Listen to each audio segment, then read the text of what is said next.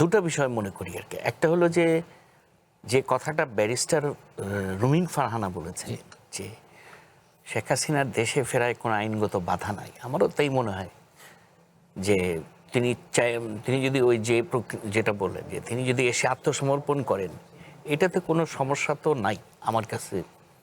আমি একজন আইন বুঝি না, কিন্তু আমি কমন সেন্স থেকে এটা বুঝি আর কি, যে তিনি বাধা না। আরেকটা হলো এটা তো শুধু শেখ হাসিনার ফিরে আসা না, যদি এটার সাথে আমি বলি যে আওয়ামী লীগের স্বাভাবিক রাজনীতিতে ফিরে আসা, এইটা আমার কাছে মনে হয় খুব জটিল একটা বিষয়।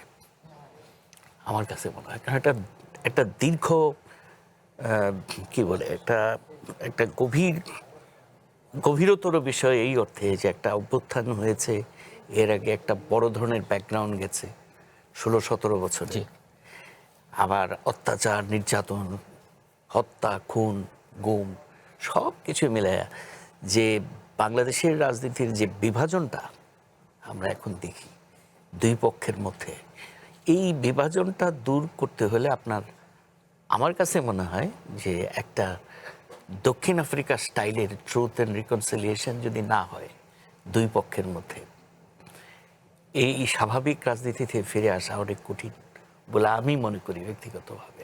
একইভাবে তো এসব বক্তব্যের মধ্যে দিয়ে দেশে এক ধরনের আইন শৃঙ্খলা পরিস্থিতির এক্স্যাক্টলি, হ্যাঁ, আইন শৃঙ্খলা পরিস্থিতি, হ্যাঁ, একটু তো সংখ্যার জায়গা তো তৈরি করবেই। এখানে আমাদের মনে রাখতে হবে যে এটা যে এখন বাংলাদেশের রাজনীতিতে যদি আমরা আওয়ামী লীগকে হিসেবে ধরি, ক্লিয়ারলি দুইটা পক্ষ। একটা হচ্ছে বিএনপি বা বিএনপির নেতৃত্বাধীন ইসলামিক ব্লক, এরা তো সবাই এন্টি আওয়ামী লীগ, সোজা কথা আর কি।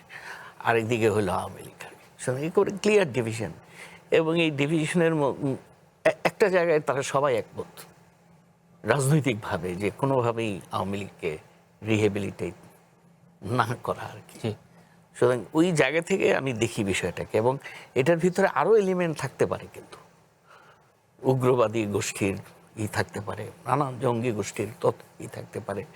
সব মিলে আমি মনে করি যে পরিস্থিতিটা এত সহজ না। হয়তো যেটা আপনি বললেন যে উনি হয়তো এই কথাগুলো বলছেন তার দলকে চাঙ্গা রাখার জন্য, তাদেরকে উজ্জীবিত রাখার জন্য, কিন্তু ফিরে আসা উনি হয়তো ব্যক্তিগতভাবে ফিরে আসতে পারেন চাইলে, সেটাও অনেক রিস্ক নিয়ে থেকে ফিরতে হবে আর কি। কিন্তু স্বাভাবিক রাজনীতিতে ফিরে আসা